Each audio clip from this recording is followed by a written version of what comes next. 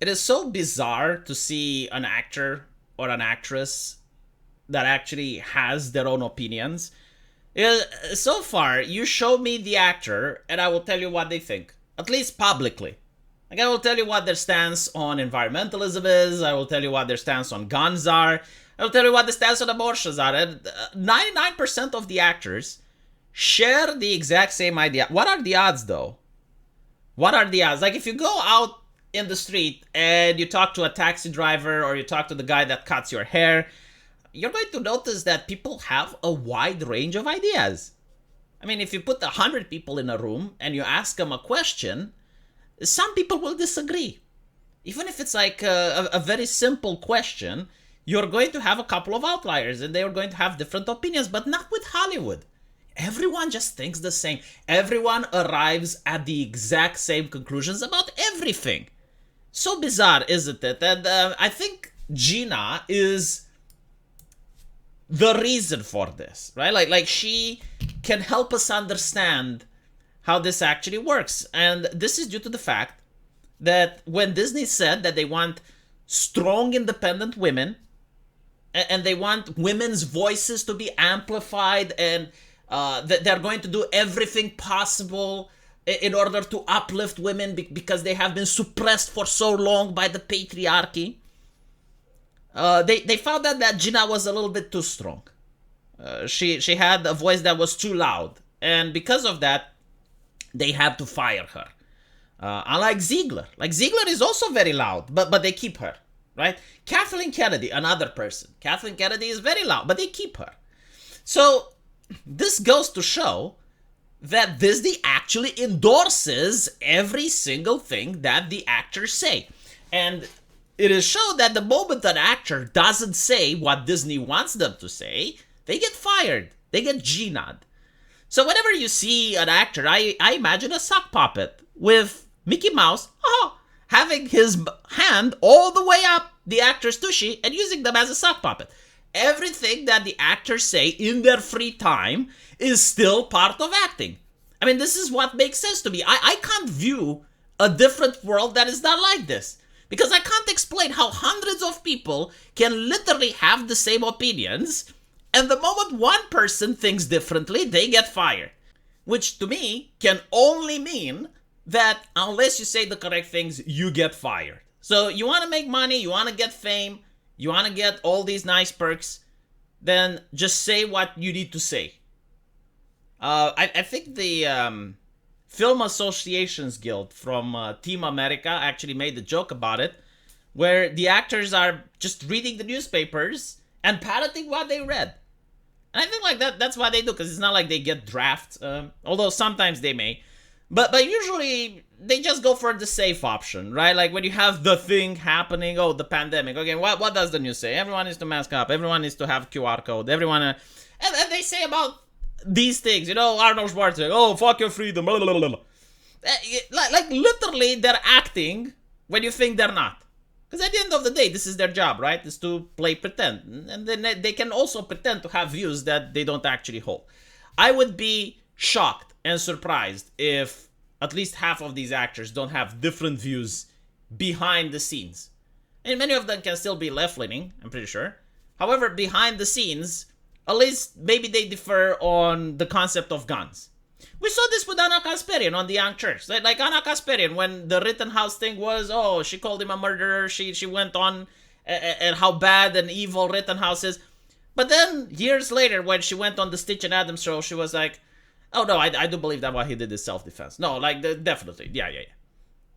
Right? Like, it is so obvious that they say one thing in front of the camera, and either years later, like Arnold Schwarzenegger going, oh, actually, I apologize for saying fuck your freedom. Yeah, I didn't mean that.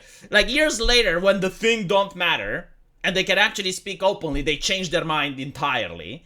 Or they probably talk about different things in private. So, Gina Carano says this after you have the South Park episode that released that made fun of Disney, and I can't stress just how powerful this is. Because South Park brings into the house of the normies, the people that don't watch Geeks and Gamers, the people that don't follow the culture war, but they bring the politics into the house of the normies in a way that makes them laugh. And this is like incredibly powerful for the culture. This is why they went after humor the first. It's because it's very difficult to be angry or upset at something that makes you laugh. And if it's actually good comedy and it genuinely makes people laugh, you can always say, well, it's just a joke, right? We weren't trying to be serious. The left figured this out with the late night comedians. Like everything that late night comedians say should be taken as truth and gospel. And if you attack them, then it's like, well, it's just a joke. Like, why are you getting upset? Right? So when you don't attack them, they mean what they say. They're like political activists. But when you go after them, it's just a joke. And this is what South Park does as well. But it does it a lot better than the late night comedians. So them going after Disney and coining the term panderverse, I think this is going to really damage Disney in the future. Because up until now, Disney can just say, oh, you don't like our movie, it's because racismus. But now when people are going to say, oh, your movie is part of the panderverse, it's going to be so difficult for Disney to get PR back from that. So here you have Gina Carano making fun of this, saying that this is the part where Kathleen Kennedy demands any YouTubers get censored off YouTube for sharing and laughing at this hilarious episode. Now, I don't think Disney actually demands people get banned, because if that's the case, many critics would have been banned by now. However, I do know for a fact that YouTube has changed the algorithm when people were criticizing the Captain Marvel movie. So Disney has managed to influence YouTube in order to change the way their search engine works in order to suppress criticism. And after doing this, you would only get the official sources that were praising the movie, and everyone that was criticizing was being suppressed. And again, it's like Captain Marvel the movie, right? A classic. I'm pretty sure your kids will watch it. Like, I'm pretty sure now me talking about it will make you guys just want to go out of your way to rewatch that film, because it's so amazing. I mean, it was so perfect. The critics absolutely loved it. It's like Titanic. So anyway, right, Gina Carano goes forward and says she'll have YouTube disable the thumbs down option so that you don't get to see the ratio. And this is absolutely true. Like, YouTube has disabled the thumbs down, and they lied about it. They said, oh, it's for creators' mental health. And I'm thinking, like, how the fuck? So you're basically trying to tell me that I still get to see the dislike button. Like, when I go into my YouTube studio page where I get to see the analytics for the videos and stuff, I still get to see my dislike button. So if people were to actually dislike a video of mine, I would still get mentally health affected. But apparently, just by, I guess, like, you guys not seeing how many dislikes I get, for some reason that keeps me sane. That is bullshit. That is just so that the peasantry doesn't have how to speak. It's so that when Disney releases a new trailer, they can give the comments disability. You don't know how many dislikes it has. I mean, maybe you do, because, like, there are people who understand how the system works and what add-ons they need to install. But most normies don't, right? So, like, most normies do not get to see the dislikes anymore. Hollywood Reporter will run hit pieces about South Park creators and their families, smearing their names through every useful idiot she has under her thumb who would sell their soul to work for Lucas. She'll activate her online mob to repeat that the South Park creators are racist, bigots, transphobes, and demand that South Park creator publicly apologizes by only using words she approves of, and finally she'll demand that they subject themselves to a re-education course of 45 people in the LGBTQ community. Again, this is Gina Carano. Like, she worked within the industry, right? Like, she worked at making a Star Wars movie. Well, actually a TV show. But the idea is that she knows these things. Like, she's an insider, and she's saying this, again, is very damaging for the Disney brand and Star Wars especially.